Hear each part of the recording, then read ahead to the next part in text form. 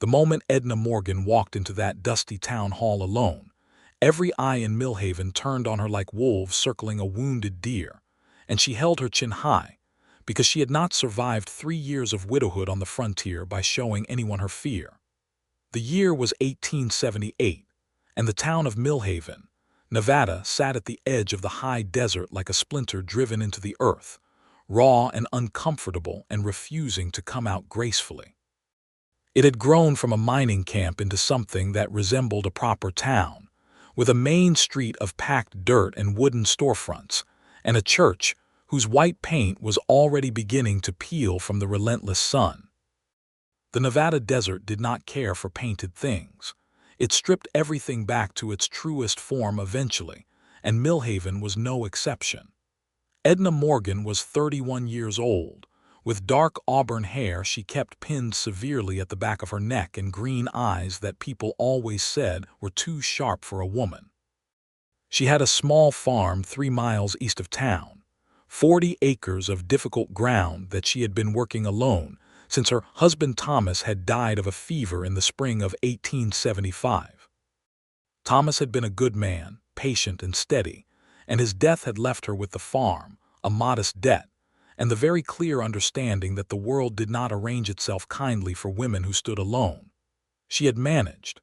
That was the word she always used when people asked how she was getting on. She managed. She had learned to repair fences and negotiate with the feed merchant and haggle with the water rights office and do every single thing that the world assumed a man would handle for her. She had managed so thoroughly, in fact, that she had nearly forgotten what it felt like to have someone stand beside her and share the weight. The town meeting on this particular Thursday evening in October had been called by Mayor Harlan Pruitt, a man shaped like a barrel and possessed of the personality to match, to discuss what he was calling the reorganization of water access along the Eastern Irrigation Channel. Edna had received notice of the meeting like every other landowner in the county, and she had come because the Eastern Irrigation Channel ran along the boundary of her property, and her livelihood depended entirely on what decisions were made about it.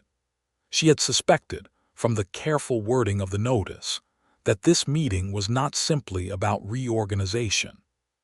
She had suspected it because Silas Croft, who owned the largest cattle operation in the county and who sat on the town council, and who had been pressuring her to sell her 40 acres since the day Thomas was buried, had been seen having long conversations with Mayor Pruitt outside the land office on 3 separate occasions in the past month. Edna had a talent for noticing things that mattered. The town hall was a long rectangular building with oil lamps hung at intervals along the walls and rows of wooden chairs set out for the occasion. When Edna arrived, most of those chairs were already occupied. Ranchers and their wives sat in clusters. The feed merchant and his brother were near the front. The school teacher, Miss Abigail Horn, sat alone near the left side, and Silas Croft sat in the front row with 3 of his ranch hands behind him like a man who was planning to dominate the room from every angle. Edna took a seat in the middle of the hall and set her hands flat on her knees. She was wearing her best dress, the dark blue one with the white collar, because she had decided that if she was going to stand her ground, she would look like a woman who knew her own worth while doing it. The people around her did not move their chairs closer. That was how it had been for a while now in Millhaven.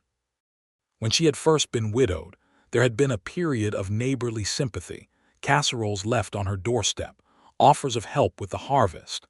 But as the months turned into years and she showed no sign of either selling the farm or remarrying and becoming someone's managed problem rather than her own independent concern, the sympathy had curdled quietly into something less comfortable. She was too independent. She had opinions and she voiced them.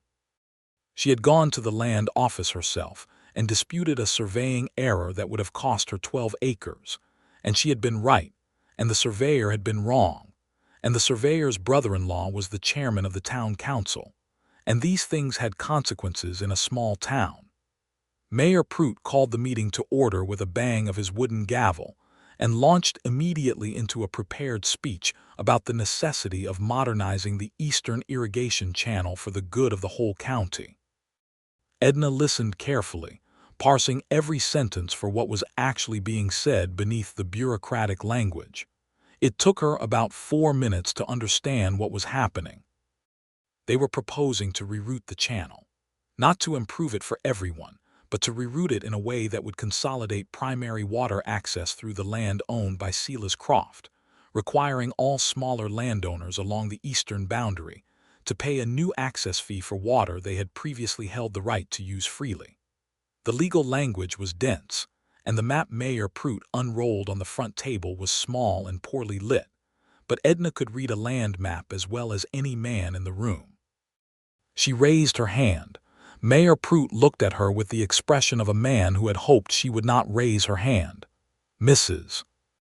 Morgan," he said, with a particular flatness that indicated he was acknowledging her presence rather than welcoming her contribution.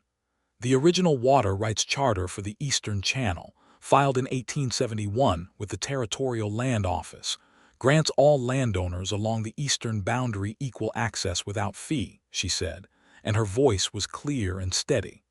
"What you are describing tonight appears to contradict that charter." There was a murmur in the room. Silas Croft turned in his front row chair to look at her, and the look he gave her was the kind that was meant to communicate without words that she had made an error in speaking. "The charter is under review," Mayor Prout said, with the smooth confidence of a man who had prepared for this objection. "Given the growth of the county, the council has determined that updates are necessary and legally supportable." "Under whose legal opinion?" Edna asked. "The council's appointed legal advisor." "And who appointed him?" Another murmur. Mayor Prout's jaw tightened. "Mrs. Morgan, I understand your concern, but the purpose of this meeting is to present the proposal, not to debate its merits." "Then why hold a meeting at all?" she said. The silence that followed was the particular kind that happens when everyone in a room is both uncomfortable and secretly glad someone said the thing that needed saying, but no one wants to be the one standing next to that person when the backlash comes. And no one moved toward her, not the feed merchant, who she knew had his own water rights concerns, not old Mr. Bellamy, who farmed on the north end of the Eastern Channel, not even Miss Horn, who she had always considered a fair-minded woman. They all sat very still in their chairs, and Edna could feel the weight of her aloneness pressing down on her shoulders like a physical thing. Mayor Prout began to speak again, and Silas Croft smiled a slow smile at the front of the room, and Edna felt for the first time in 3 years that she might actually not be able to hold her ground. Not because she was wrong. She was absolutely right. But because being right had never been the whole of it, had it? Being right required someone to stand with you, and she was standing completely and utterly alone. The door at the back of the town hall opened. It opened with the particular confidence of a door, opened by someone who has no idea what they are walking into, and therefore brings no anxiety to the crossing of the threshold. The cool October air came in with it, smelling of sage and horse and the faint iron smell of coming weather, and everyone in the room turned to look at the man who stepped inside. He was tall, with the kind of lean build that comes not from not eating enough but from working hard every single day. He had dark hair under a weathered brown hat, and a face that the sun had been honest with lines at the corners of dark eyes that suggested he spent a great deal of time squinting at things on the horizon. His boots were worn at the heel in the way of a man who had covered real miles in them, and his coat was the brown canvas kind that people wore when warmth was more important than appearance. He had a bedroll and a pair of saddlebags over his shoulder, which told her immediately that he was new in town and had not yet found a place to put his things. He paused just inside the doorway, taking in the room with a quiet, unhurried assessment, and then he walked forward. Edna had turned back to face the mayor, assuming the newcomer would find a seat somewhere in the back. So she was not expecting it when she heard the footsteps stop beside her, and she looked up to find the tall stranger standing at the end of her row, looking down at the empty chair next to hers with a simple questioning expression. "Anyone sitting here?" he asked. His voice was low and unhurried, with the faint cadence of the Texas hill country somewhere in it. "No," she said. He set his saddlebags on the floor, settled the bedroll against the wall, and sat down beside her with the ease of a man who has sat in many chairs in many rooms and found them all approximately equivalent in importance. He set his hat on his knee and looked toward the front of the room. Mayor Prout, who had been redirecting his speech toward Edna with the confident momentum of a boulder rolling downhill, seemed to lose some momentum when he registered the stranger's presence. Strangers who arrived in the middle of town meetings were unpredictable variables, and Mayor Prout did not like unpredictable variables. "As I was saying," the mayor continued, "the council has reviewed the proposal extensively, and we are prepared to move to a vote tonight." "A vote," Edna said. "Among council members only, or among the affected landowners?" "The council is the governing body of this municipality," Mayor Prout said. "The affected landowners are the citizens this proposal governs," Edna replied. "They should have a vote." Silas Croft turned around again, and this time he looked not just at Edna but at the man sitting beside her, taking his measure in the slow, deliberate way of a man trying to determine whether a new variable needed to be managed. The stranger returned the look with a calm evenness that communicated nothing threatening and nothing yielding, just a simple steadiness that was somehow harder to dismiss than aggression would have been. "Who are you?" Croft said, directing the question to the stranger with a directness that bypassed the social pretense of waiting for an introduction. "Daniel Carver," the man said. "Just arrived in town. Thought I'd see what Millhaven was about." "This is a private town matter," Croft said. "I'm in the town," Daniel Carver said, with a reasonable simplicity that left very little room for argument. The mayor cleared his throat. "Mr. Carver, the proposal before the council tonight pertains to water rights along the eastern irrigation channel. It is a legal and administrative matter, and I'd ask that visitors allow the residents to conduct their business." "I'll be quiet as a church mouse," Daniel said pleasantly. "Don't mind me." He looked at Edna then, just briefly, and there was something in his eyes that was not pity and was not the patronizing concern she sometimes got from men who thought her situation was sad. It was more like recognition, the look of someone who has seen the particular shape of what she was facing and understood it without needing it explained. She looked back at the mayor.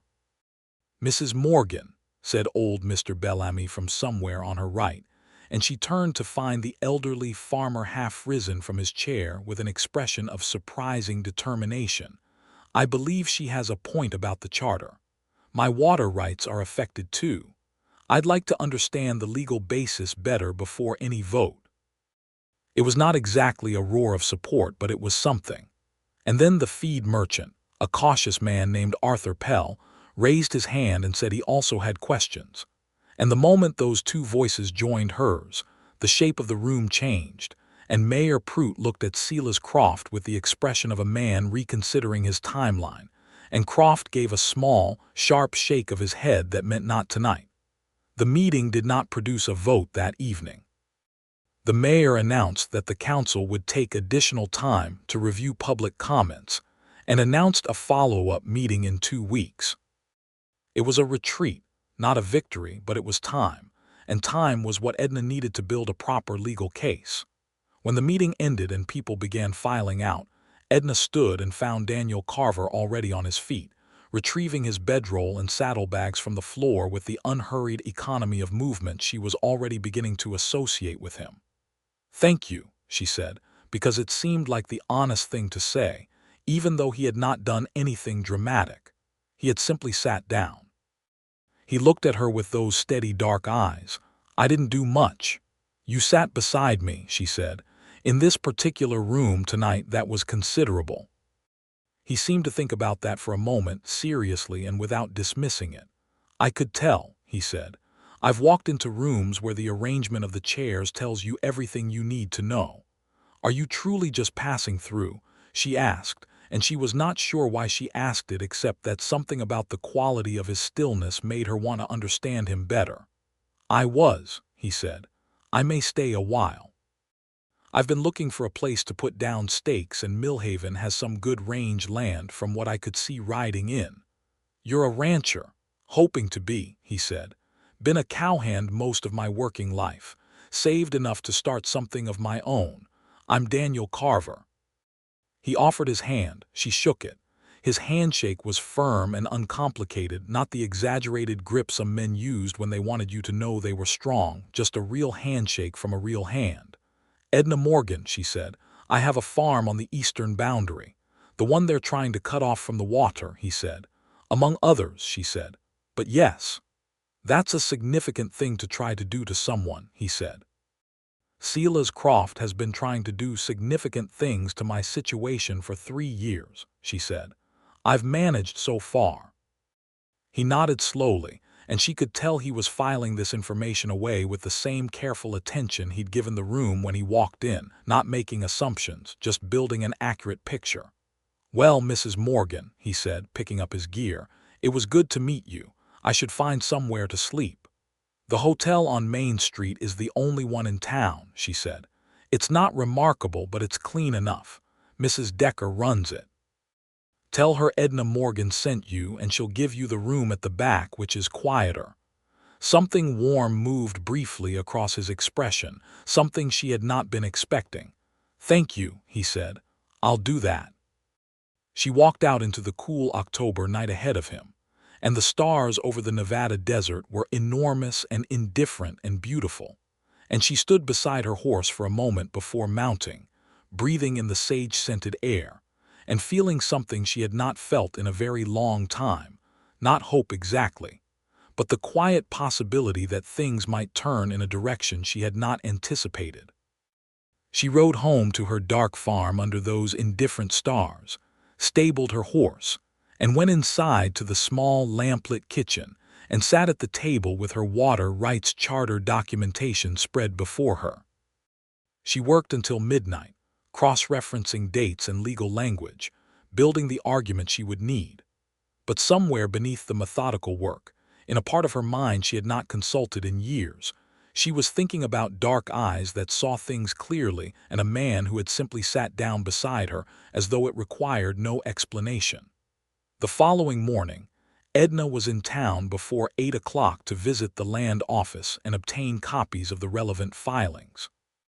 She had a list of every document she needed, and she moved through the bureaucratic process with the efficiency of someone who had done it before, which she had, many times, usually while the clerk looked at her with the particular expression of a man who found her competence slightly offensive. She was coming out of the land office with a roll of documents under her arm when she nearly walked directly into Daniel Carver on the wooden sidewalk. He caught the papers before they fell, the reflexes of a man accustomed to moving quickly without making it look dramatic. He handed them back to her. He was wearing the same coat but had replaced the traveling dust with a clean shirt beneath it, and in the morning light she could see that he was perhaps 35, maybe a year or two older, with the kind of face that improved with time rather than simply aging. "Good morning, Mrs. Morgan," he said. "Land office. Water rights documentation," she said. "I'm building a legal case for the follow-up meeting. Could I carry those for you?" He asked, nodding at the documents, and the way he asked it was interesting to her, not presumptuous, not making an assumption that she needed help, just offering it plainly and leaving the answer entirely to her. "I have my horse at the rail," she said. "It's not far, but if you're going the same direction I'd be glad of the company." They walked together along the main street, and she found herself noting how he moved through the town with a kind of attentive curiosity, looking at things as though he was genuinely interested in what kind of place Millhaven was and had not yet made up his mind about it. He asked her questions, practical ones, about the land and the water and the political arrangements of the place, and he listened to her answers with genuine focus. She told him about Thomas, not in a grief-laden way but factually, as context. That they had come out from Illinois in 1872, that Thomas had been a farmer's son from outside Springfield, who had read too much about the West and needed to see it for himself. That they had chosen Nevada because the land was cheaper, and Thomas had thought the desert had a kind of grandeur to it. That he had been right about the grandeur and incorrect about his own constitution, which had not been built for the fevers that came with the territory. 3 years alone, Daniel said, not as a question, just acknowledging the fact of it. 3 years, she agreed. It teaches you things. What kind of things, he was genuinely asking. She thought about it as they reached her horse, tying the rolled documents carefully behind the saddle. It teaches you that you are more capable than you thought, she said, and that capability alone is lonelier than you expected. He was quiet for a moment, looking at the street rather than at her, and she appreciated that he did not rush to fill the silence with false comfort or platitude. "That's honest," he said finally. "I try to be," she said. "It's more efficient." He smiled then, a real smile, the kind that reached his eyes rather than just arranging his mouth in the appropriate configuration. It changed his face entirely and made him look younger and less guarded. And Edna Morgan, who had not been interested in a man in 3 years, and had told herself firmly on several occasions that she had no particular need to be, felt something shift in the region of her chest like a door that had been stuck for a long time, finally moving on its hinges. She swung up into the saddle with the practiced ease of a woman who had been mounting horses alone for years. "I have work to do at home," she said, "but if you're seriously considering setting down here, I'd suggest speaking to Mr. Bellamy. He owns land on the north end of the eastern boundary, and he knows this territory as well as anyone. He'll give you an honest assessment." "I'll do that," Daniel said. "And Mrs. Morgan, if you need help with any of the physical work on the water rights case, gathering testimony from the other landowners or anything like that, I'm available." She looked at him from the saddle, from the small height advantage that gave her, and considered him. "Why?" she asked. It was a direct question, and she meant it as one. He looked up at her with that same steadiness she had noticed the night before. "Because what's being done to you and the other landowners isn't right, and I have nothing pressing that prevents me from being useful." It was a simple answer and a good one, and she nodded. "I may take you up on that," she said. "Good day, Mr. Carver." "Good day, Mrs. Morgan," he said, and he stepped back from the horse with a courtesy that was natural rather than performed. She rode out of town with the documents secure behind her and the October sun climbing the blue Nevada sky, and she told herself very firmly that she was thinking about the water rights case, and not about the way Daniel Carver's smile had rearranged itself into something unexpectedly genuine. Over the following days, the water rights case became the organizing principle of her waking life, which was not actually so different from how her waking life usually operated, except that she was no longer doing it entirely alone. Daniel Carver appeared at her farm on Saturday morning on a good-looking roan horse, hat in hand, to ask if there was anything useful he could do. She set him to work helping her draft letters to each of the eastern boundary landowners, laying out the legal argument in plain language. He was not a formally educated man in the way that word sometimes implies, but he was intelligent in a way that mattered, clear-thinking and precise, with the kind of practical intelligence that comes from years of solving real problems with limited resources. He sat at her kitchen table with a cup of coffee she made for him and read her legal documents with a focused attention that impressed her. And when he asked questions, they were the right questions, the ones that clarified rather than mudded. Her kitchen was small and functional, with a cast iron stove and a pine table and 4 chairs that she almost never used more than one of. Having someone at the table across from her was strange and not strange at the same time, the way a song sometimes sounds familiar even when you have not heard it before. He told her things too, in the unhurried way he had of offering information, not dumping his history on her, but letting her see it piece by piece in the natural course of conversation. He had grown up in the hill country of Texas, near a town called Fredericksburg, the son of a German immigrant father and a mother who had been born in Tennessee, and could not decide which cooking tradition to claim. He had been a cowhand since he was 16, working the cattle drives up through Kansas in the early 1870s, and then ranch work in Colorado and Wyoming. He had saved carefully and lived simply, and at 35 he had enough money to buy a modest piece of land and start something his own. "Why Nevada?" she asked him, on the second day he came to help, when they were riding out together to visit old Mr. Bellamy about his testimony. "I took a wrong turn in Utah," he said, and she laughed, actually laughed in a way that surprised her with its suddenness, and he looked pleased at having produced it, in a way that was endearing rather than smug. "That's the most honest answer to that question I've ever heard," she said. "I was riding through and something about this desert suited me," he said more seriously. "It doesn't pretend to be something it's not. You know where you stand with it." "That's exactly it," she said, and looked at the vast tawny expanse of the Nevada desert rolling out in every direction around the road, with the mountains blue and distant on the horizon. "Thomas said something similar, actually, when we first arrived. He said the West doesn't flatter you, it just shows you to yourself." "He sounds like he was a good man," Daniel said. "He was," she said simply. "I was lucky in that."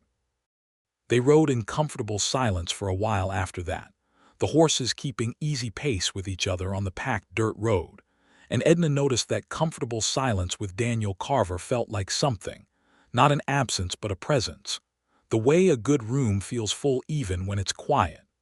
Mr. Bellamy was a weathered man of about 65, with a white beard and the permanently squinted eyes of someone who had spent decades measuring distances on a flat horizon. He lived alone on his North End property, in a house that was slowly being consumed by the desert on all sides, with pottery pots of herbs on the windowsill that were the one concession to decoration. He received them with the careful hospitality of a man who did not get many visitors, and was not sure how to calibrate the warmth of his reception. He was willing to testify. More than willing, he was angry, in the slow, patient way of a man who has been managing his anger for a long time. "Croft has been buying up land along this channel for 3 years, he told them, sitting at his kitchen table with his weathered hands wrapped around a tin mug. "Every time someone sells, he gets a little closer to having control of the whole water situation. Your 40 acres are the last piece, Mrs. Morgan, and mine are the second to last. That's why he's pushing now," Edna said. "He's close enough to think he can tip the balance legally. He has the mayor in his pocket," Bellamy said, without any particular heat, just stating a fact. "He does," Daniel agreed. "What he doesn't necessarily have is an airtight legal case, if Mrs. Morgan can demonstrate the charter clearly enough." "I can demonstrate it," Edna said. "I need testimony and I need numbers. I need to show the impact of the proposed access fee on each landowner's operation."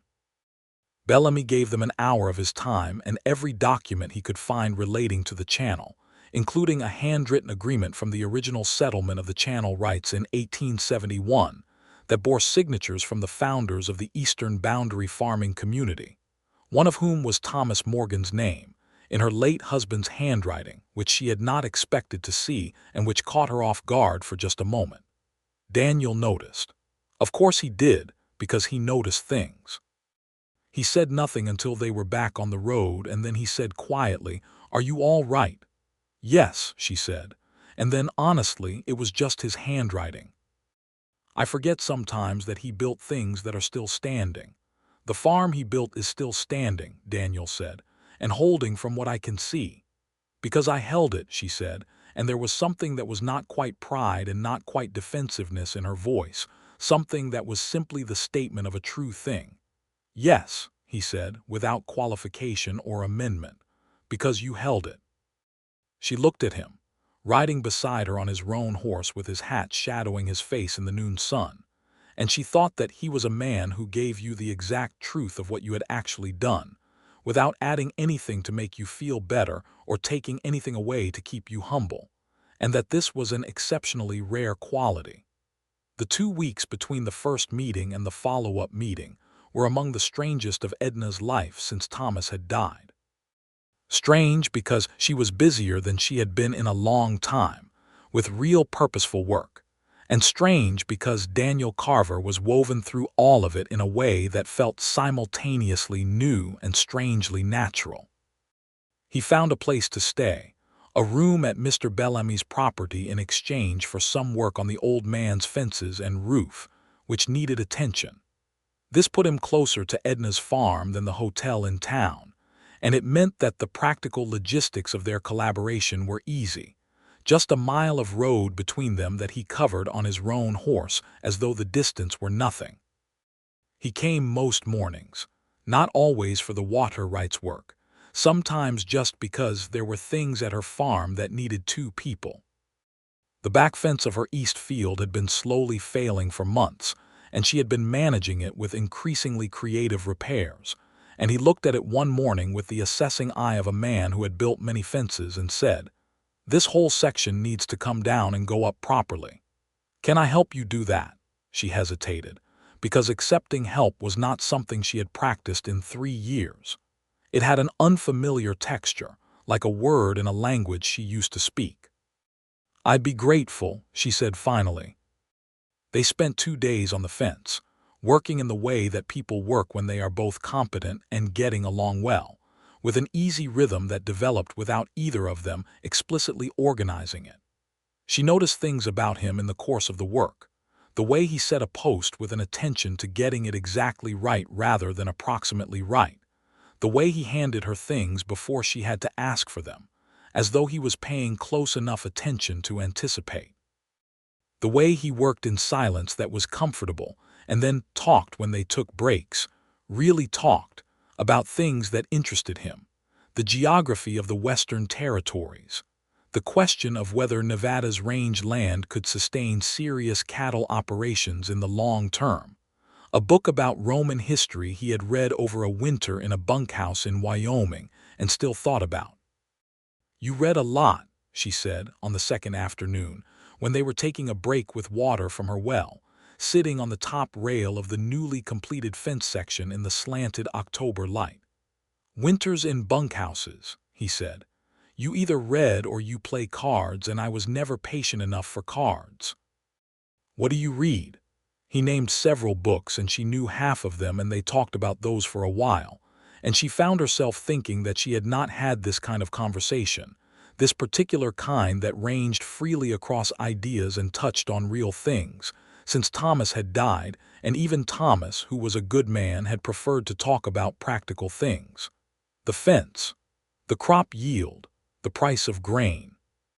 Thomas had not much talked about Roman history, or the nature of the Western Territories, or the books he had read, and what he still thought about. She found herself, at the end of that afternoon, sitting on the fence rail in the cooling air, and genuinely not wanting the conversation to end. He stayed for supper that evening, the first time he had, and she made the kind of meal she made when she was cooking for herself, simple and honest, beans and salt pork and cornbread from the cast iron skillet, and he ate it with genuine appreciation and helped her wash the dishes after without making any remark about the unusual nature of a man washing dishes. He just did it, which she found almost absurdly endearing. After supper they sat on the porch in the dark, with the immense Nevada sky ablaze above them, and talked for a long time about things that had nothing to do with water rights and everything to do with who they each were, and how they had come to be those people, and what they wanted from whatever life remained to them. "Do you want to stay in Millhaven?" she asked him at one point. Truly, not just as a practical plan, but as a real desire. He was quiet for long enough that she knew he was actually considering the question rather than preparing a reassuring answer. "I think so," he said. "I think there's something here that I've been looking for. And I know that's a vague thing to say, but I haven't been certain of a place since I left Texas, and I'm more certain of this one than I've been of anywhere since." She could feel him looking at her in the dark, not intrusively but with that quality of genuine attention, and she was very aware that when he said he was certain of this place, the word "this" had a weight to it that encompassed more than the geography. She did not say anything to that, but she also did not look away. The preparation for the follow-up meeting intensified in the days before it. Edna had assembled a file of documentation that was, she believed, legally airtight. The original 1871 charter, the signatures of the founding landowners including Thomas Morgan's, the territorial land office filings that had been made when she and Thomas first acquired the property, and written testimony from 4 of the 6 affected landowners, including Mr. Bellamy.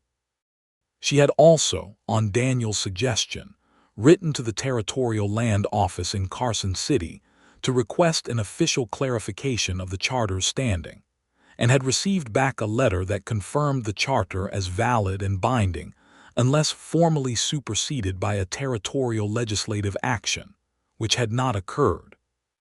This letter was the centerpiece of her case. Daniel helped her organize everything into a presentation that was clear and easy to follow, a logical sequence of evidence. He had a gift for structure, for seeing which piece of information led naturally to the next. "Where did you learn to think like this?" she asked him one evening when they were spread across her kitchen table with documents sorted into careful piles. "Cattle drives," he said. "When you're moving a herd of 2,000 animals across 500 miles of open country, you learn very quickly that the order in which you do things determines whether you arrive or don't. It's the same principle." "You are a remarkable person," she said, and she had not intended to say it quite that directly, but it was true and it came out. He looked at her across the table with a stillness that was different from his usual stillness, more charged, like the air before a lightning storm. "You're one to talk," he said quietly. The air between them was different for a moment, and then he looked back down at the documents, and she did too, and neither of them said anything more about it. But the air was different after that, in the kitchen and on the porch and in the space beside each other when they rode to town together, a warmth and a tension that had no uncomfortable element to it, more like the feeling of standing in sunlight, pleasant and clarifying and impossible to ignore. The night before the follow-up meeting, Edna could not sleep.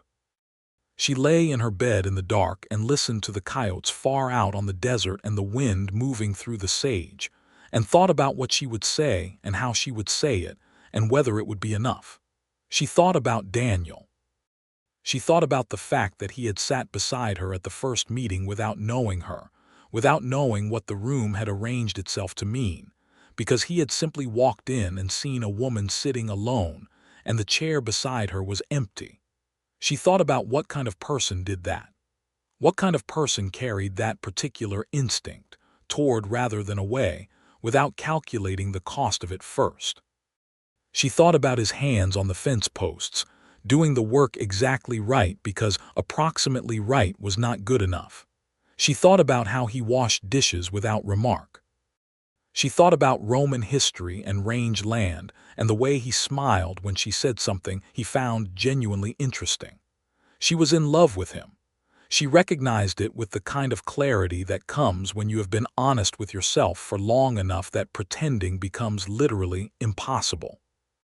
She was in love with Daniel Carver, who had been in Millhaven for 11 days and who had arrived at her door, and her fence, and her kitchen table, and her porch, as though he had been headed there all along without knowing it. This was terrifying and also wonderful, in the way that the most true things tend to be both at once. The follow-up meeting was held on a Thursday evening at 7 o'clock, and the town hall was fuller than it had been at the first meeting. Word had gotten around, the way word always got around in small towns, and people who had not attended the first meeting came out of curiosity and civic concern. The atmosphere was different from the first meeting, more charged, with a quality of anticipation that the first meeting had not had. Silas Croft was in the front row again, with more men behind him this time, 6 of his ranch hands rather than 3, arranged in a way that was not quite threatening but was certainly designed to be noticed. Mayor Prout was at the front table with 2 council members flanking him and a new document spread before him, a revised proposal which Edna eyed with careful attention. Edna sat in the same place she had sat at the first meeting, middle of the hall, and this time she was not alone before the meeting started. Mr. Bellamy sat to her left, and Arthur Pell the feed merchant sat 2 seats down, and 2 of the other landowners she had contacted, a quiet man named Hendricks and a German farmer named Mueller, were also present. 4 people who shared her interests and her concerns, which was more than she had had 2 weeks ago. Daniel Carver came in 5 minutes before the meeting started, found her with his eyes immediately from the doorway, and walked directly to her row.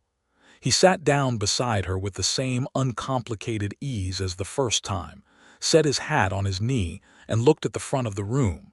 She did not say anything. She did not need to. He looked at her once briefly, and the look contained everything: acknowledgement, steadiness, confidence, something warmer that he did not put into words because this was not the moment for it. She looked back, and she hoped that some portion of what she was feeling was visible in her expression, because she meant it. Mayor Prout called the meeting to order. Edna stood up before he had finished his opening remarks. "Mayor Prout," she said, and her voice was clear and carried to every corner of the room. "Before the council presents its revised proposal, I'd like to submit documentation to the record of this meeting regarding the legal standing of the existing water rights charter." Prout's expression darkened. "Mrs. Morgan, the council will take comments after the presentation." "With respect," she said, "this is a legal matter, not a comment. I have a letter from the Territorial Land Office in Carson City, confirming the binding status of the 1871 Eastern Channel Water Rights Charter. That letter should be entered into the meeting record before any proposal is presented, as it directly pertains to the legality of what the council is proposing." She walked forward to the front table and placed the letter, along with her organized file of supporting documentation, on the table in front of the mayor. She did it calmly and deliberately, not aggressively, just with the absolute confidence of a woman who knows her ground. Prout looked at the letter. He looked at Silas Croft. Croft's jaw had gone tight. "The council will review this," Prout said. "It's from the Territorial Land Office," Edna said. "It doesn't require review, it requires acknowledgement." One of the other council members, a man named Grady who she had always found more reasonable than the others, leaned over and read the letter and said something in a low voice to Prout that she could not hear, and Prout's expression shifted in a way that told her Grady had confirmed what the letter said. Mr. Bellamy stood up from his seat.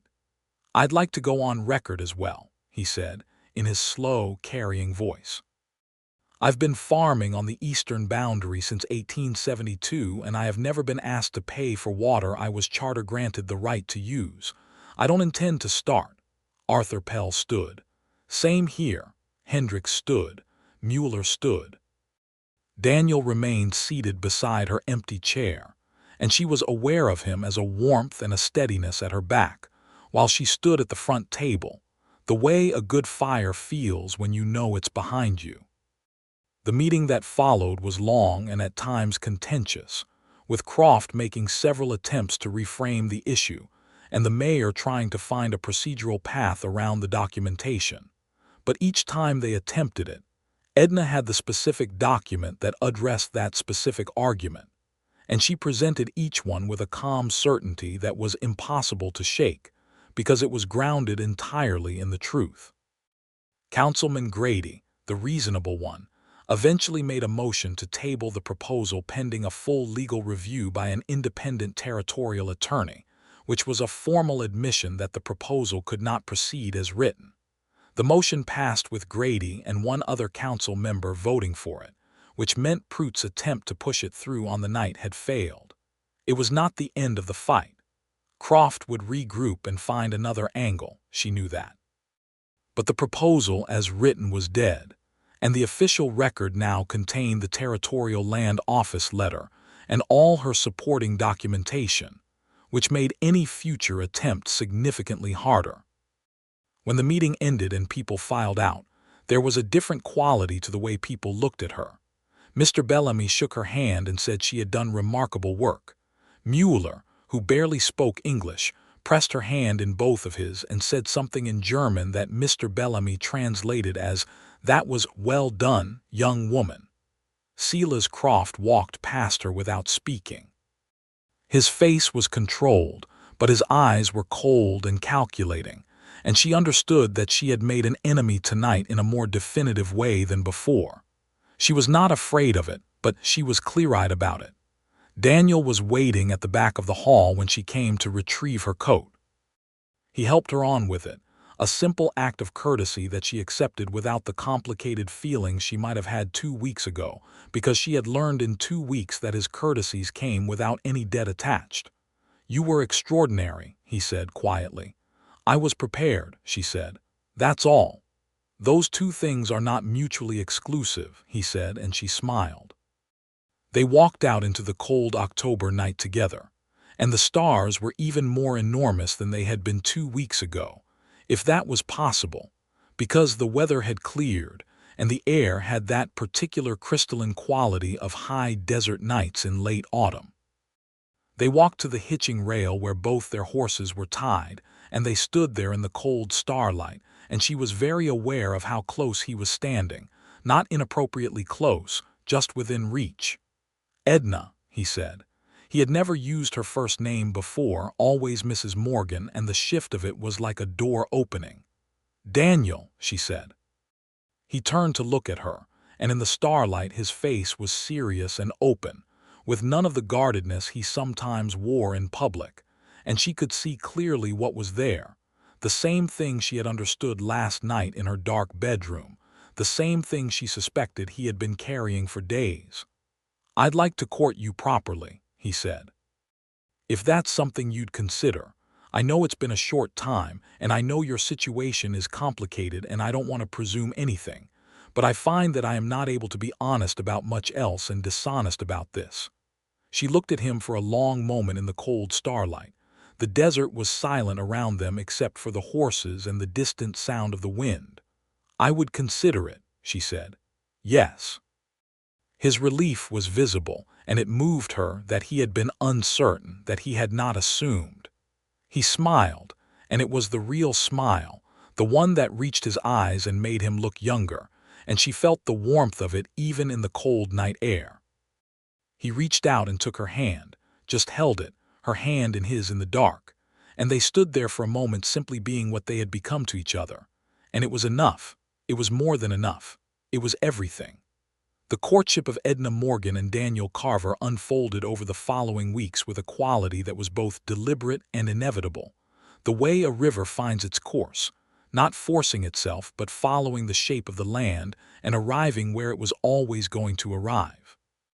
He called on her properly, arriving at her farm on Sunday afternoons after church, which she attended at the small Methodist congregation on the edge of town, and he began attending with her, sitting beside her in the narrow pew with his hat in his hands, a solid and reliable presence that the congregation of Millhaven noted with the avid interest of a community that found other people's business endlessly fascinating. There was gossip, of course. There always was. She heard things through the imperfect but efficient system of small-town information exchange. That Daniel Carver was not a man with established roots, and no one truly knew his character.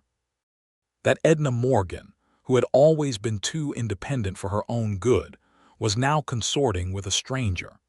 That it was improper for a widow to be so visibly associated with a man she had known for such a short time. She listened to these opinions, and set them aside with the same efficiency with which she set aside irrelevant information in any other area of her life. She was 31 years old, and she had buried a husband and held 40 acres of desert ground for 3 years and faced down a corrupt mayor and a land-grabbing cattle baron on the same evening. And she was not going to arrange her heart according to what people thought was appropriate. Daniel, when she told him about the gossip, laughed. It was a real, warm laugh, not dismissive or bitter. "Let them talk," he said. "Talking is free, and it doesn't change a single thing about what is actually true." What was actually true was that she was happier than she had been in years. This was a fact she observed about herself with some wonder, not because happiness was unfamiliar, but because it had become a thing she associated with small private moments: the light through the kitchen window in the morning, a good harvest, a fence that held rather than with another person. And now there was another person, and the happiness was larger. He was courtly without being old-fashioned, attentive without being smothering, and when he disagreed with her, which he did sometimes because they were both people with genuine opinions, he said so directly, and they argued it out with the kind of debate that sharpened rather than bruised. She liked that he did not agree with her simply to agree with her. It would have been easier but less honest.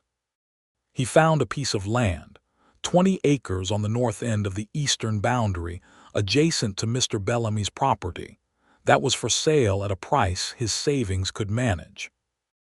It was good range land with access to the disputed channel, and buying it made him a formal stakeholder in the water rights situation, which he pointed out to Edna with a slightly ironic smile.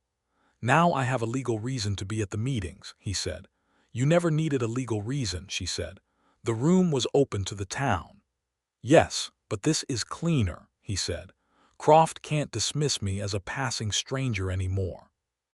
Croft had, in the weeks since the meeting, been conducting himself with the calculated patience of a man who knew how to wait. He was still on the council. He still owned the largest operation in the county. He had not made any open moves, but Edna could feel his attention like a pressure at the edge of things. He made his next move in November, through a different channel. A man came to her farm one afternoon, a lawyer from Carson City with soft hands and an expensive suit that had collected a great deal of dust on the road, bearing a formal offer of purchase for her 40 acres at a price that was actually somewhat fair. The offer was from a land-holding company whose name she did not recognize, and which she would later discover was connected to Silas Croft through 2 intermediary business arrangements. She read the offer carefully, declined it in writing with equal formality, and sent it back with the Carson City lawyer, who looked at her with the expression of a man who did not understand why someone would decline a fair offer, and suspected that she simply did not understand the complexities of her own situation. She understood her situation precisely. She was not selling. She told Daniel about it that evening when he rode over, and he listened to the whole account and then said, "He'll send another offer, probably higher." "Probably," she agreed. "I'm not interested in his offers." "I know," he said. "I just want you to know that whatever he offers, the price he's willing to pay is lower than what that land is actually worth to you. He's buying you out so he can control the water. The value he's paying for is not the 40 acres, it's the channel access, which means you hold more leverage than the dollar figure suggests." This was a perspective she had understood but not articulated quite so clearly, and she looked at him with the specific appreciation she felt when he clarified something she already knew but made it sharper. "You're useful to think with," she told him. He raised an eyebrow. "That may be the most practical compliment I've ever received. Is it not complimentary enough?" she asked with a small smile. He leaned over from where he was sitting at her kitchen table and took her hand where it lay on the tabletop, and held it, and looked at her with that direct warmth that she was still getting accustomed to, that still had the ability to startle her with its sincerity. "It's perfectly complimentary," he said. "I like being useful to you." The first time he kissed her was on a Sunday afternoon in mid-November, on her porch in the thin winter sunlight. After a long afternoon of talking about everything and nothing, the comfortable kind of conversation that has no agenda except the pleasure of it. They had been sitting side by side on the porch bench, and she had said something that made him laugh, and when his laughter faded, he was looking at her very close and she was looking at him, and it simply happened, gently and with complete naturalness, his mouth on hers in the cold sunlight.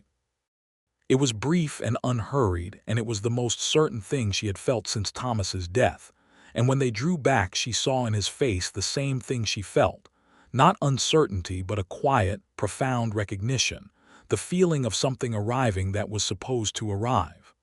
"I love you," he said. He said it simply, without preamble or apology, the way he said everything, true, directly, and without decorating it. She looked at him for a moment. The desert stretched away on all sides, and the mountains were white at the tops now with the first snow, and the sky was the pale, brilliant blue of Nevada in November. "I love you," she said. "I didn't expect to. I didn't expect any of this." "Neither did I," he said. "I took a wrong turn in Utah." She laughed, and he laughed, and he put his arm around her on the porch bench, and she leaned into him.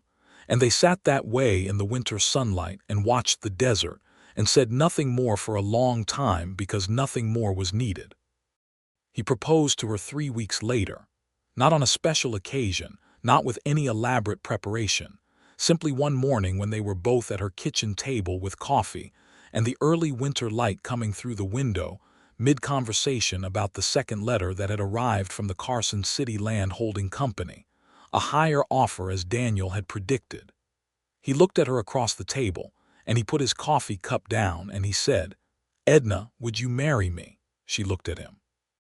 His face was entirely serious and entirely open, with the particular quality of someone who has decided on something and is simply stating it, but who has left room for the answer to be whatever it is.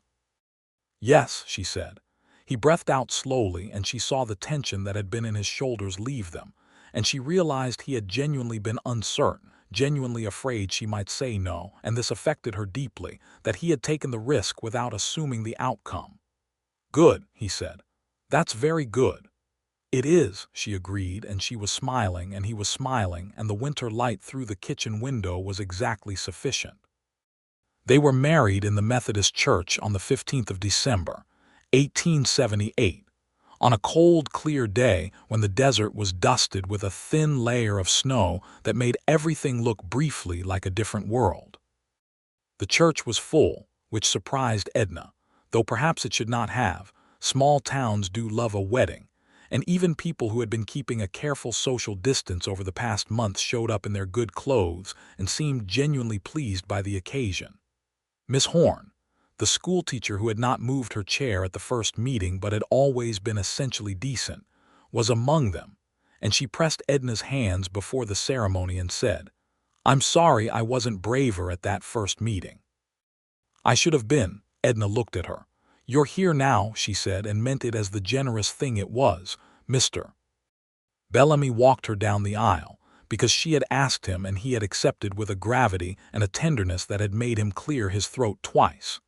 He walked slowly, as old men do, and the wooden floor of the little church creaked under their steps, and when they reached the front and she saw Daniel standing there in his good suit, which he had purchased from the merchant 2 weeks ago, and which fit him well, she felt something so complete move through her that her eyes stung briefly with it. He looked at her as though she was the only thing in the room, which was how he generally looked at her when she came into a room, and it never got old. The ceremony was simple and real, words spoken in front of the minister and witnessed by everyone in the church, and when the minister pronounced them husband and wife and Daniel kissed her, the room filled with the kind of genuine warmth that cannot be manufactured, only earned. They had a small celebration at the hotel, Mrs. Decker having arranged the dining room with more flowers than she might have expected a December desert to produce, and there was music from a fiddler and food that was better than the hotel's usual standard, and conversations that went on until the lamps were burning low. Silas Croft was not in attendance. This was noted and not grieved. They went home to her farm that night, to the farmhouse that was now theirs, and Daniel stood in the kitchen in his good suit and looked around at the small rooms with the same assessing attention he gave everything, and then he looked at her and said, "It's a good house." "It needs work in the spring," she said. "We'll do it," he said. "Together, together." It was such a simple word, and it contained so much. January brought cold and the particular intimacy of a small house in winter, of two people learning each other's rhythms in close quarters. It was not always seamless. They were both people with established habits and strong preferences, but the friction, when it occurred, was the productive kind, the kind that led to better arrangements rather than resentment. He had a habit of leaving his boots by the door in a way that created a hazard in the dark, which she mentioned twice before he fixed it permanently. She had a habit of making decisions without mentioning them until they were done, which he addressed one evening gently but directly, saying that he wanted to be a partner to her in the real sense, and that meant being consulted on things that affected them both. She thought about it and acknowledged he was right, and that this was an old habit from 3 years of making every decision alone, and that she would work on it. She did. By February they had found their rhythm, the ordinary one of two people who are genuinely suited to each other and have chosen their life deliberately. He worked his 20 acres and helped her with her 40, and they discussed everything about the land and the finances and the future in the kitchen over coffee, in the way of people who have decided that information belongs to both of them. The water rights situation was not resolved in December or January. Croft was patient and he had resources, and Edna knew he had not abandoned the project, only changed his approach. In February, the council announced a third meeting, this time with a newly revised proposal that attempted to address the legal objections she had raised while still achieving Croft's underlying goal. She read the new proposal the same day it was distributed, and then sat at the kitchen table for a long time with it. Daniel came in from outside and set his coat on the hook and washed his hands at the basin and then stood at the table and read the proposal over her shoulder. "He's gotten better legal advice," Daniel said.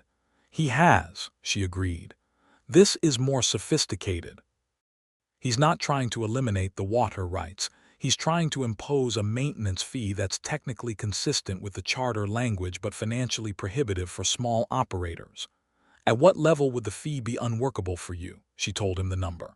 "And the proposed fee," she pointed to the figure in the document. He nodded slowly. "So effectively the same outcome, just through a different legal door." "Yes." He pulled out a chair and sat down beside her.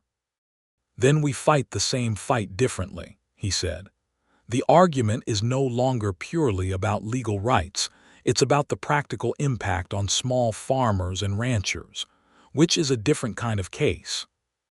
"An economic one," she said. "And a human one," he said. "You gather the numbers on what this fee means for each family along the channel, real numbers, what their operations produce, what they can bear, what this fee would do to their margins. You make the council look at the actual people being affected." She was already thinking through it, the structure of the argument building in her mind. "And we get more people to show up to the meeting," she said. "Not just the affected landowners. Everyone who buys from the eastern farms, Pell and the feed business and the people who buy at the market. You cut off the water, you affect everyone." "Exactly," he said. They worked on it for 3 weeks, the two of them, building a presentation that was not just legally sound but humanly undeniable, a picture of an actual community and what this proposal would actually do to it. They visited every landowner along the channel, not just the ones who had spoken up before, and they talked to the merchants and the households and the schoolteacher who bought produce from local farms. Miss Horn, who had apologized to Edna in December, turned out to be a particularly useful ally. She was a woman of organized mind and genuine conviction, and once she was engaged, she was thorough about it. She gathered testimony from families in the area about what the local food production meant to them, and she put it into a clear written statement that was both factual and difficult to dismiss. The meeting in March was the fullest the town hall had ever been. People were standing along the walls. The March air outside was beginning to soften towards something that might become spring, and inside the hall the body heat of 200 people kept it warm. Edna stood up and presented the economic impact analysis with Daniel beside her, the two of them taking turns with different sections, a deliberate choice that showed the council a united front and a shared stake in the outcome.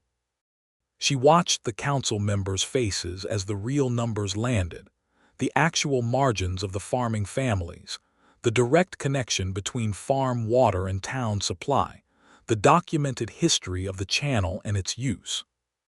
Councilman Grady made a motion at the end of the presentation not simply to table, but to reject the proposal outright, and to commission an independent assessment of the channel infrastructure to determine whether maintenance concerns actually existed or were constructed pretexts. This time the motion passed 4-1. The fourth vote for it was a council member who had previously been solidly in Pruitt's camp, which told Edna that the political arithmetic in Millhaven had shifted. Silas Croft left the meeting without speaking to anyone, and Mayor Pruitt adjourned it quickly, and Edna walked out of the town hall into the March evening and felt the Nevada air on her face and breathed it in deeply.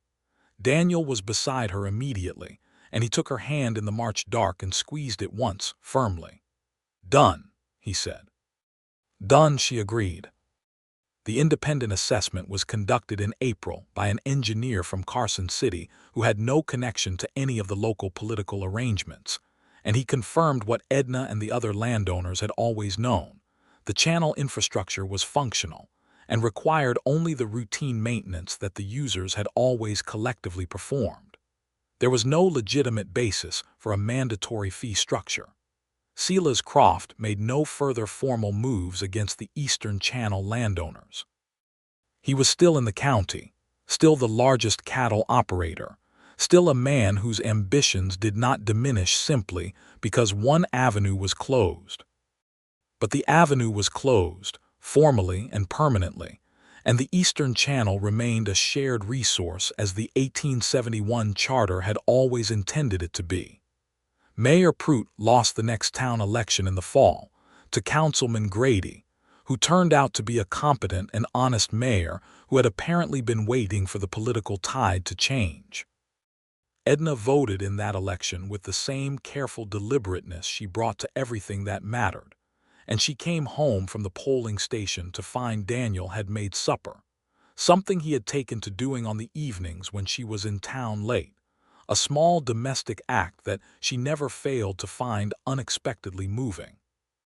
By the time April turned to May and the desert began its brief and extravagant spring, Edna's farm was blooming in the most literal sense. The winter wheat was up, and the kitchen garden was planted, and the fences Daniel had rebuilt were holding with the solidity of things done correctly the first time. His 20 acres were becoming a functioning small ranch, with 8 head of cattle and a working arrangement with Mr. Bellamy to share some equipment and expertise. Mr. Bellamy had taken to coming to Sunday supper with some regularity, filling the role of the nearest thing to a grandfather that either of them had in this part of the world, sitting at the kitchen table with his tin mug and his opinions about the price of grain and the weather and the state of the territorial legislature. And Edna found that the table was a different and better thing with multiple chairs occupied. One evening in May, sitting on the porch in the warm twilight, watching the desert go gold and pink in the sunset, she told Daniel something she had only known for certain for a week. She said it simply, because simplicity was how she said true things. "We're going to have a baby." He went very still beside her on the bench, and then he turned to look at her with an expression she had not seen before on him, something open and overwhelmed and deeply glad, the expression of a man receiving news that is larger than his prepared responses. "Edna," he said. "I know," she said. "It's a great deal."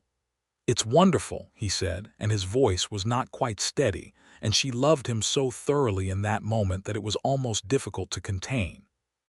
He put both arms around her and held her in the warm May evening, and she put her face against his neck and breathed him in, the smell of work and leather and the particular warmth of him, and the desert spread out golden around them and the sky above was the deep blue of Nevada evening, and the first stars were coming out.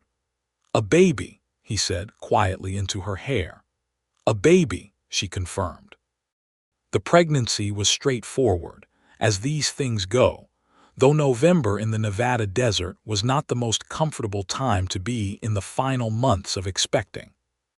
She was practical about it, as she was practical about everything, modifying the work she did without any drama, and continuing to run the farm and participate in the life of Millhaven as actively as she always had, which caused some raised eyebrows among the more conventional members of the community, and which she observed with complete indifference.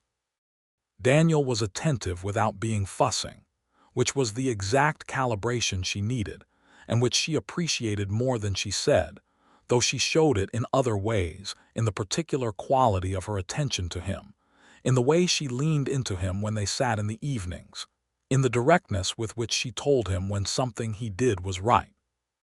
Their son was born on a Thursday morning in December, almost exactly 1 year after their wedding, in the bedroom of the farmhouse, attended by the doctor from town and Mrs. Decker, who had some experience in these matters, and who turned out to be both competent and kind under pressure.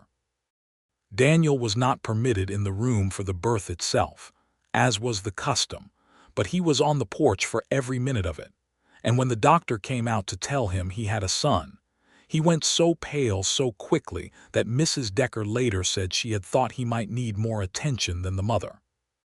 He came into the room afterward and found Edna propped against the pillows, holding a small, red, furious person who had not yet decided whether to be angry or impressed by the world he had arrived in, and the expression on Daniel's face was the most unguarded she had ever seen, layered and profound, full of a love so large it was almost frightening in its intensity.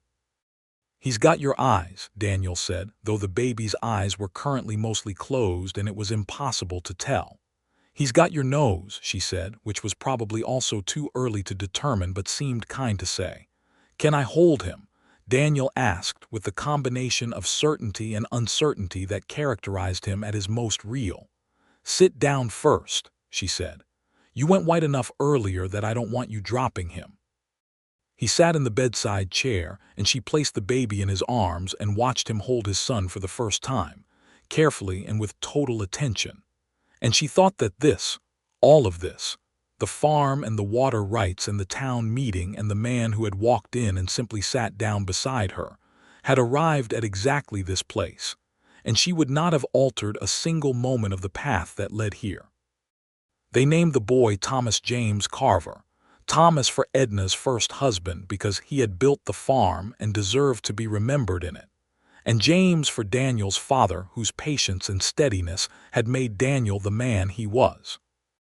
The naming was Edna's suggestion and Daniel's immediate agreement, a decision made in the bedroom with the baby in his arms, which struck her later as perfectly representative of how they made every important decision, with honesty and speed, and no need to pretend that anything was more complicated than it was. Thomas James was a vigorous and opinionated baby from his first days, which led Daniel to observe that this was entirely predictable given his parentage on both sides. The farmhouse that had been too quiet for 3 years was now, in the spring of 1879, in no way quiet at all, and Edna moved through her days in a state of beautiful exhaustion that was entirely different from the grinding exhaustion of grief. This was the tiredness of abundance. Mr. Bellamy became a devoted unofficial grandfather, appearing on Sundays with the specific purpose of holding the baby, and then spending an hour claiming he was just passing through before settling in for supper. Miss Horn came to visit and brought a small hand-sewn quilt in blue and yellow that was the most skilled needlework Edna had ever seen. Arthur Pell, the feed merchant, brought a bag of flour and apologized gruffly for being slower than he should have been at the town meetings, which Edna accepted without ceremony and filed away as the genuine amends it was. Millhaven was not a different town. It still had its politics and its prejudices and its small-town arrangements of who mattered and who did not. But there was a before and an after to those 2 years, a time when Edna Morgan had stood alone in a town meeting room and a time after when she had not, and the town knew it even if it did not say so explicitly, and the shape of things had shifted in ways that were modest but real. In the summer of 1879, Daniel bought another 10 acres adjacent to his original 20, bringing his ranch to a size that was beginning to look like something with a future.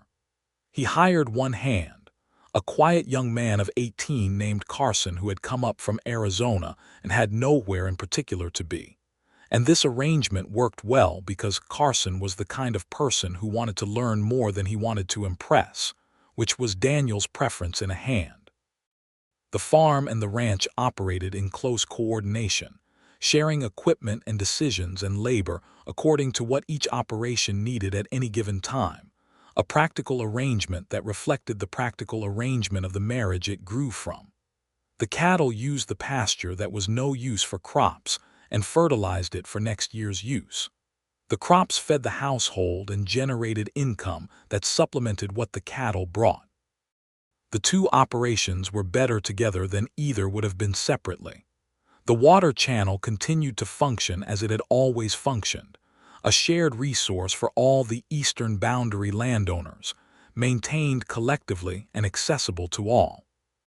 Councilman Grady, now Mayor Grady, established a formal water users association in the fall of 1879 that gave the arrangement a proper legal structure, and Edna was elected to its committee, which pleased her more than she admitted, and which Daniel said was the most predictable outcome he had ever witnessed.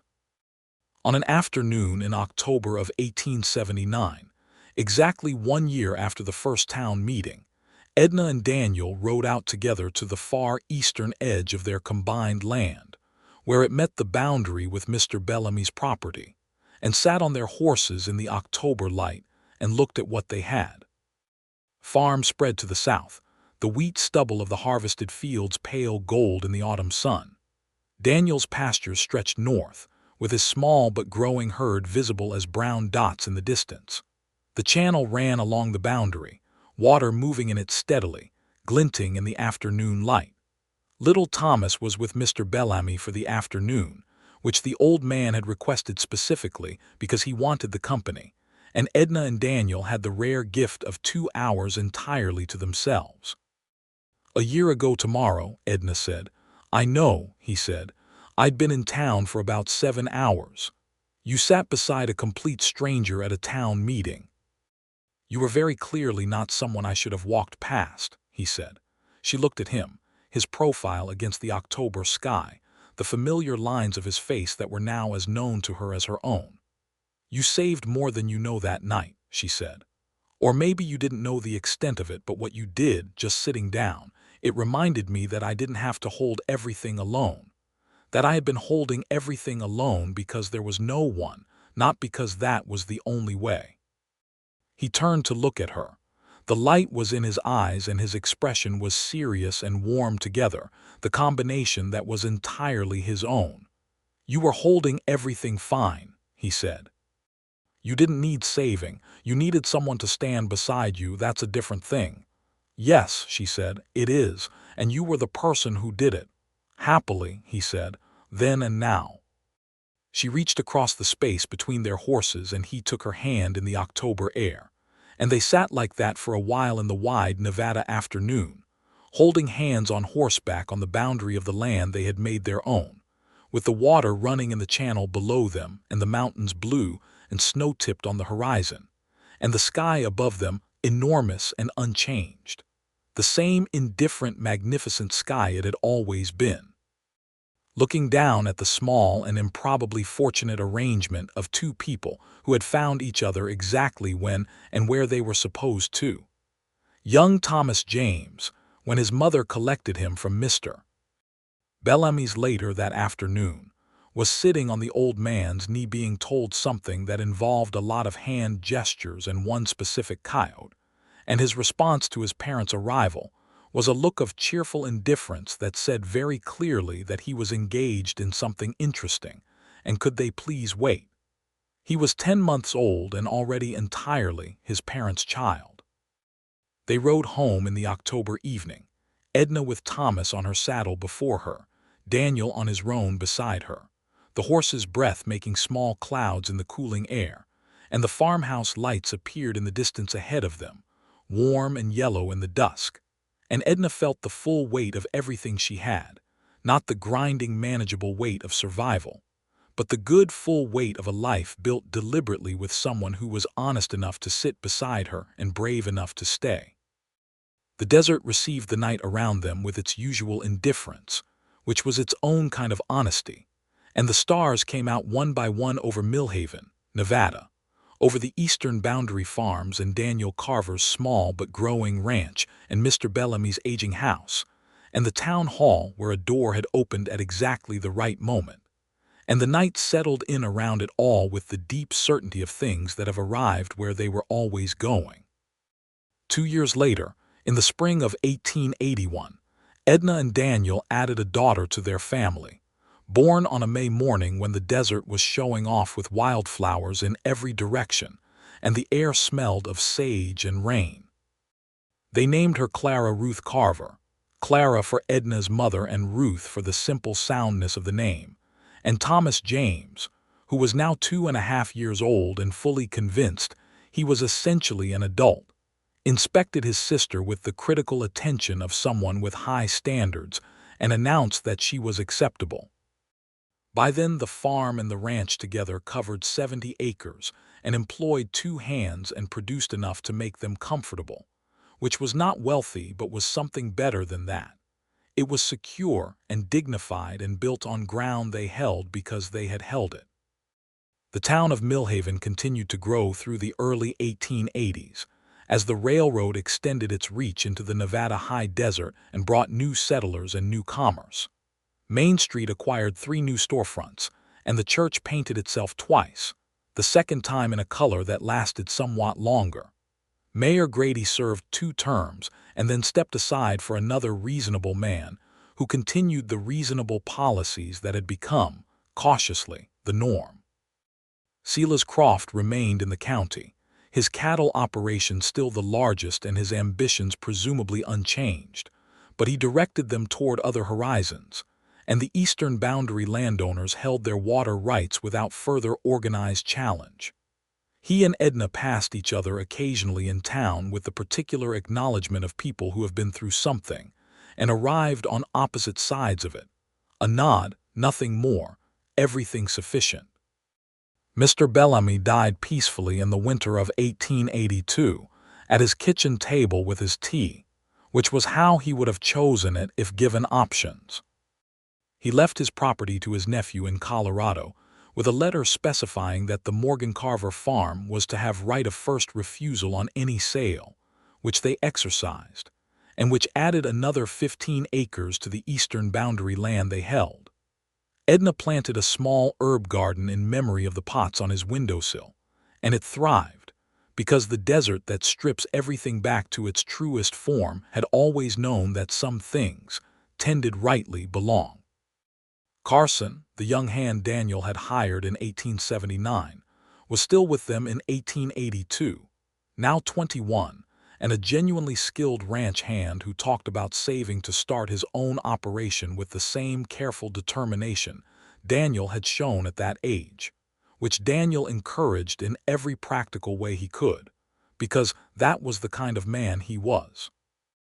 On a Sunday afternoon in late 1882, with Clara toddling around the porch and Thomas James conducting some kind of important enterprise in the yard involving sticks and considerable narrative monologue, and supper on the stove sending good smells through the window, Daniel Carver sat beside his wife on the porch bench in the last of the autumn light, and thought about a night 4 years ago when he had ridden into a Nevada town at the wrong time, or perhaps exactly the right time, and walked into a meeting that was none of his business, and sat down next to a woman who was none of his business either, and how those 2 decisions had organized everything that came after.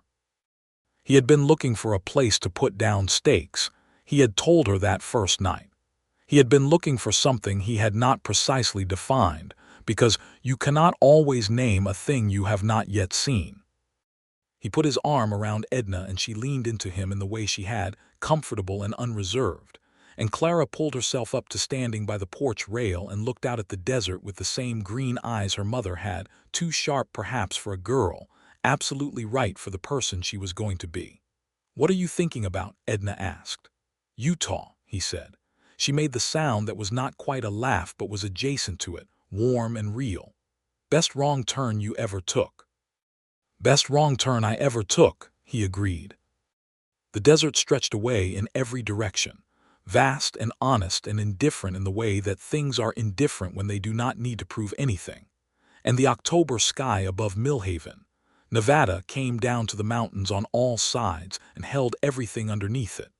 The town and the farms and the channel running with water that belonged to everyone it was always meant to belong to. And two people on a porch who had found each other in the most unexpected and exact way. And who had built from that chance beginning something that would outlast every difficulty that had been set against it. It was enough. It was more than enough. It was everything.